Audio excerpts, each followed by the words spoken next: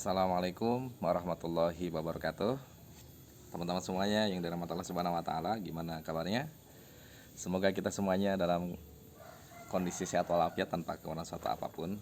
Dan yang paling penting tentu saja kita dapat kebahagiaan, tentu saja juga kita dapat minimal rezeki itu kan setidaknya kalau kita mengingat-ingat setidaknya kan ada dua, yaitu kesehatan dan kesempatan. Banyak yang punya kesempatan waktunya luang tetapi tidak sehat, tapi banyak juga yang sehat tapi juga tidak luang. Nah, kita semuanya semoga bisa setidaknya dapat dua hal gitu kan. Kita juga punya waktu yang luang dan kita pun juga punya kesehatan. Nah, kawan-kawan semuanya, hari ini saya akan membahas tentang kesalahan yang biasa dilakukan oleh orang tua ataupun oleh guru dalam menasihati anak. Nah, saya berani menyampaikan ini karena saya sendiri sebagai orang tua. Saya sebagai ayah yang mohon maaf punya anak juga, alhamdulillah begitu ya teman-teman semuanya. Dan saya bersyukur karena tidak semua orang tua ini juga diberikan karunia anak begitu ya. Tidak semua orang yang sudah menikah diberikan karunia anak. Nah, ini juga menjadi doa semoga yang belum dikarunia anak diberikan segera oleh Allah Subhanahu wa taala karunia begitu ya. Anak begitu. Teman-teman semuanya, ada beberapa hal yang biasa terjadi, yang biasa saya lakukan lah begitu ya. Karena ini semacam introspeksi juga untuk diri saya sendiri gitu kan. Betapa dalam menasehati itu juga ada seninya, ada caranya. Kalau kita tidak tahu caranya, yang pasti biasanya bukannya anak tambah bener, tapi yang terjadi adalah anak menjadi tambah ngelunjak, tambah melawan begitu ya. Nah, sehingga tujuan awal dari kita rencana menasihati anak menjadi tidak tercapai. Nah, pertanyaannya adalah apa saja? Oke, yang pertama, kita seringkali memberi nasihat anak itu secara terbuka di hadapan adik-adiknya lah, bahkan juga mohon maaf seringkali juga kita menasihati dia di depan teman-temannya, di depan kakak-kakaknya begitu kan. Nah, ini menjadi persoalan teman-teman semuanya karena meskipun dia anak kecil tapi tetap ada harga diri yang harus kita jaga. Nah, efeknya apa? Setelah dinasehati bukannya tambah bener karena dia merasa malu, dia merasa wirang. Akhirnya apa yang terjadi? Dia melunjak, dia melawan, dan dia menjaga jarak dari orang tuanya. Karena kenapa? Karena ada harga diri yang diinjak-injak begitu ya.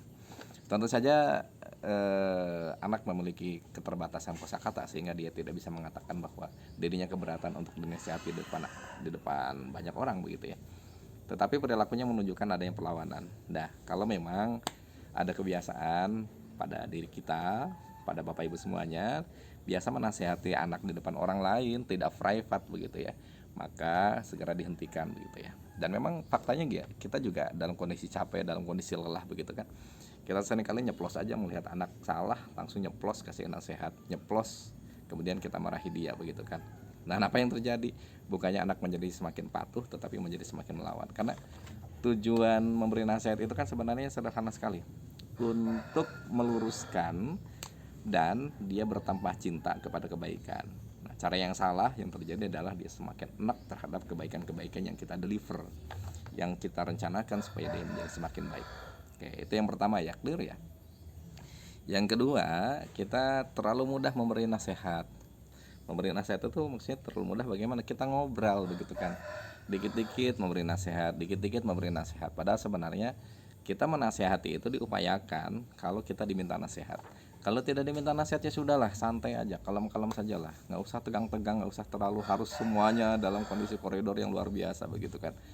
Nah, orang yang begitu mudah memberi nasihat ada kecenderungan dia tidak toleran terhadap kesalahan-kesalahan kecil begitu kan. Yang mungkin dia sendiri yang memberi nasihat itu seringkali melakukan hal yang sama, melakukan kesalahan-kesalahan yang juga dilakukan oleh anak gitu ya. Nah, toleransi kita yang rendah terhadap kesalahan yang mungkin kecil begitu ya.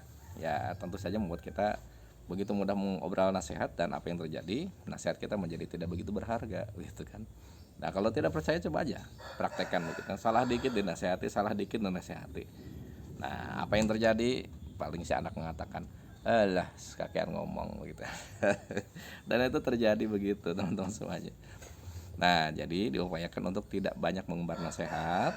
Yang kedua juga diupayakan untuk tidak menasehati siapapun di depan orang lain begitu ya. Salah seorang ulama mengatakan, Imam Syafi'i ya, mengatakan saya tidak suka dinasihati di hadapan orang lain. Ya memang betul, karena ada harga diri yang dirusak oleh orang-orang yang memberi nasihat seperti itu ya. Ya berdua saja lah kalau memberi nasihat gitu, saat tidak ada orang lain atau saat kita ngopi dan lain sebagainya. Yang ketiga, ini yang seringkali dilupakan gitu ya. Setelah anak dinasehatnya bingung, ya, aku kudu piye. Nah, yang ketiga, tidak memberikan arahan teknis. Nah, arahan teknis itu begini. Kamu kalau setelah makan langsung makan, piringnya di tempat, disimpan di tempat ini. Simpel itu sebenarnya, karena salah satu unsur nasihat itu adalah modifikasi perilaku. Modifikasi perilaku itu adalah memodifikasi dari perilaku yang tidak efektif menjadi perilaku yang efektif, perilaku yang tidak seharusnya menjadi perilaku yang seharusnya. Contoh misalnya handuk basah seringkali kan disimpan di mana saja. Nah, kalau memberi nasihat kita tidak memberikan arahan teknis, kita bingung. Contoh misalnya handuk basah kamu simpen langsung ke jemuran, langsung digantungkan, itu jauh lebih dimengerti daripada kemudian langsung banyak ngomong lain-lain begitu ya. Nah, itu yang ketiga. Yang keempat, teman-teman semuanya, ini barangkali sebagai lesson saja. Sebenarnya yang harus dinasehati itu adalah diri kita sendiri. Jadi sebelum kita menasehati orang, sebaiknya kita cek apakah saat kita memberi nasihat kita juga bisa melakukan. Kalau tidak bisa melakukan, ya nggak usah lah begitu. Oleh karena itu kemudian alangkah baiknya kalau kita tidak mengobrol nasihat begitu. Karena kenapa? Kadang-kadang kita menasehati dan kita pun juga belum tentu bisa melakukan itu begitu ya. Jadi intinya sebenarnya yang harus dinasehati pertama kali itu sebenarnya bukan anak tapi diri kita begitu. Contoh begini sederhananya begitu ya, anak nangis begitu kan. Nah, kemudian kita berupaya memberi nasihat dan lain sebagainya. Nah, jangan-jangan ya, ini menjadi koreksi juga. Jangan-jangan memang itu hal biasa ya, namanya anak kecil yang memang nangis biasa. Tetapi kuping kita yang tipis, hati kita yang mudah, yang rapuh, itu membuat kita menjadi peka sehingga kemudian tidak nyaman dengan tangisan anak. Jadi pertanyaannya adalah, anak memang biasa nangis, tapi kita tidak nyaman dengan tangisan anak. Pertanyaannya adalah, yang harus dinasihati siapa? Anak tidak tahu bagaimana dia mengekspresikan emosi negatif dia begitu kan. Yang dia tahu hanya menangis. Sementara kita dengan kecerdasan yang sangat luar biasa, dengan usia yang mohon maaf kita juga sudah lama hidup di dunia, kita belum juga mengerti begitu kan tentang perkembangan anak. So pertanyaannya adalah, yang harus dinasihati pertama kali adalah siapa? Ya diri kita sendiri bro. Kita yang terlalu peka, kita yang terlalu sensitif, kita juga yang terlalu mudah, mohon maaf, hati kita sudah mudah terganggu oleh hal-hal yang mungkin ya kita juga masih kecil ya akan melakukan hal itu begitu kan. Jadi sebenarnya apa ya, sederhana sekali begitu ya. Jadi kenapa kemudian nasihat itu tidak mempan? Ya karena memang dianya sendiri tidak bisa melakukan apa yang dia nasihati gitu ya. Nah, yang selanjutnya keenam, saat kita berharap anak kita sukses, ya kan? Pertanyaannya adalah, seberapa sukses diri Anda, seberapa sukses diri kita mengendalikan diri kita. Kalau pikiran kita saja tidak bisa kita kendalikan, kalau diri kita saja tidak bisa kita kendalikan, apa yang membuat kita berpikir bahwa kita bisa mengendalikan orang lain?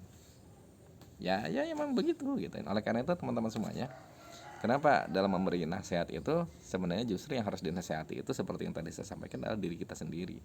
Ya kalau kita bisa mengendalikan diri kita sendiri, kita bisa membereskan diri kita sendiri gitu kan. Karena tentu saja akan lebih efisien. Karena kita sudah membereskan diri kita sendiri dan kita bisa mengendalikan diri kita sendiri. Dan efeknya apa? Anak pun sebenarnya akan meniru. Dia akan meniru apa yang kita lakukan, bukan meniru apapun yang kita instruksikan ataupun yang kita omongkan. Udah banyak kok cerita-cerita anak mengatakan, alah main ngomong toh jane ya daerah iso, dia sendiri nggak bisa, cuma ngomong doang begitu kan. Nah, jadi kawan-kawan semuanya,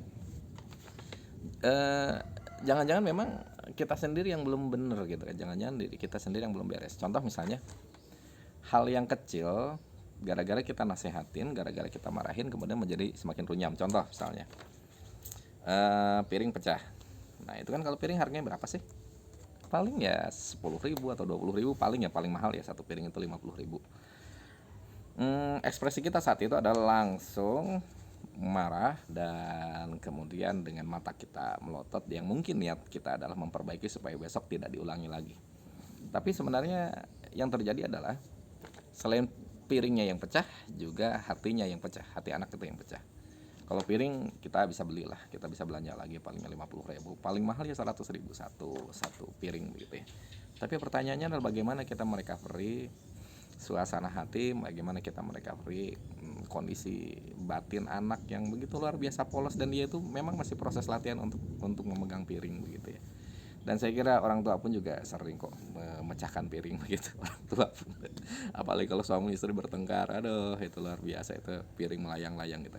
Nah, untuk bilhamin dalik ya, mudah-mudahan kita tidak mengalami itu semuanya begitu ya. Nah, jadi hal-hal kecil yang sebenarnya bisa dibereskan dengan hal-hal yang sederhana, karena kita sendiri belum beres, akhirnya kita dengan teriakan kita suasana menjadi semakin runyam gitu. Saya sendiri begini, kalau lihat anak yang nangis begitu kan, ya saya biarkan aja. Tidak ada larangan kok anak laki-laki nangis. Tidak ada larangan kok siapapun untuk menangis. Karena nangis itu juga melelahkan. Ketika dia sudah beres, ketika dia sudah terekspresikan emosi negatif dia, setelah dia sudah merasa lega, ya sudah, dia akan dengan sendirinya akan reda, tidak menangis lagi. Cuma apa yang terjadi oleh kita? Kita langsung memberi ya apapun, berikhtiar begitu kan. Efeknya apa? Anak malah menjadi semakin tambah keras menangis begitu ya. Jadi jangan-jangan memang kita sendiri yang belum beres begitu ya. Tadi yang saya ulangi berkali-kali, sebelum kita menasihati anak, ya cek dulu. Kalau kita bisa mengendalikan diri kita sendiri, ya insya Allah anak pun akan lebih terkendali. Sebenarnya anak itu kan anak itu cerminan dari diri kita. Betul-betul, copy paste dari kita. Contoh, kamu lihat aja coba, perilaku anak tuh mirip dengan ayahnya atau dengan ibunya. Siapa yang paling dominan? Ya sesederhana itu sih sebenarnya. Nah, yang ketujuh, teman-teman semuanya, kita memberi nasihat dalam batin yang sedang tidak netral. Nah, ini paling penting saya kira. Kita menasihati anak sementara kita sendiri masih bergemuruh dengan amarah. Kita menasihati anak sementara kita sendiri pikiran kita tuh masih kalut begitu ya. Oleh karena itu kemudian penting oleh kita, sebelum kita menasihati orang lain, sebelum kita menasihati anak ataupun kita menasihati murid, sejenak menepi. Ya udah, menepi, diam dulu, tenangkan dulu, santaikan dulu, dikalemkan dulu. Setelah kalem baru kemudian ngobrol. Begitu kan. Jangan kita lagi kalut kemudian langsung kita nasihati. Apa yang terjadi? Ada amarah yang tercampur di dalam nasihat, dan efeknya apa? Tidak akan pernah berpengaruh apapun kecuali luka dalam batin. Jadi ya akan begitulah teman-teman semuanya. Nah, yang kedelapan, teman-teman semuanya, orang lupa bahwa nasihat terbaik itu adalah nasihat yang datang dari dirinya sendiri. Contoh yang biasa saya lakukan adalah, biasanya ya, kalau ada anak yang malas sekolah, ya saya sih kalau nggak mau sekolah ya sudahlah gitu kan, daripada dipaksakan begitu kan kasihan, di sekolah juga nggak enjoy begitu kan. Yang saya sampaikan biasanya begini, kalau kamu tidak sekolah, nah kan di sekolah ada pelajaran, kira-kira kamu bisa apa enggak nanti besok misalnya ditanya pelajarannya apa, ya karena nggak hadir, nggak datang, ya nggak bisa kan gitu kan. Nah, biar dia menjawab sendiri ya. Terus kalau teman-teman yang lain kan sekolah, teman-teman yang lain juga ada yang paling pertama kali, malah sebelum orang lain datang dia sudah datang duluan begitu kan. Nah, kalau ditanya sama bu guru bacaan Qur'annya gimana, akidah akhlaknya gimana begitu kan, pelajaran bahasa Indonesianya, matematika gimana, karena dia ikut sekolah, hadir di sekolah, kira-kira dia bisa nggak temanmu? Ya dia jawab ya bisa begitu kan. Nah, kira-kira menurut kamu enak bisa apa enak nggak bisa? Biarkan dia menjawab dengan sendirinya. Nah, otomatis kalau baik-baik saja dia akan bilang ya enak bisa begitu kan. Iyalah, namanya juga anak begitu kan, kita pun juga sama. Kalau kita mampu biasanya nyaman dan enak gitu. Nah, kalau begitu kira-kira menurut kamu enak masuk sekolah apa enggak? Nah, jawabannya enak masuk sekolah, dan biarkan dia menjawab. Tidak perlu kita banyak memberi nasihat. Nah, begitu kawan-kawan semuanya ya. Jadi biarkan dia menggali sisi-sisi kebaikan yang ada di dalam dirinya sendiri. Kebaikan itu, manusia itu baik, itu insya Allah sudah baik. Falhamaha fujurha wa taqwa. Manusia, Allah itu mengilhamkan ke dalam diri manusia itu kebaikan, fujur, hawa taqwa, dan ketakwaannya begitu. Dan biarkan anak kita mengakses ketakwaannya begitu kan, ketakwaan ke sisi-sisi kebaikan dalam dirinya. Jangan sampai niat kita untuk mengarahkan anak, ternyata yang terjadi adalah akses dia kepada fujur begitu kan, karena ada luka batin yang ada yang tergores karena nasihat kita yang begitu bersemangat, begitu ya. Begitu saya kira teman-teman semuanya, semoga bisa memberi inspirasi bagi kita semuanya, dan ini yang paling penting adalah ini nasihat untuk diri saya sendiri. Demikian teman-teman semuanya, terima kasih. Assalamualaikum warahmatullahi wabarakatuh.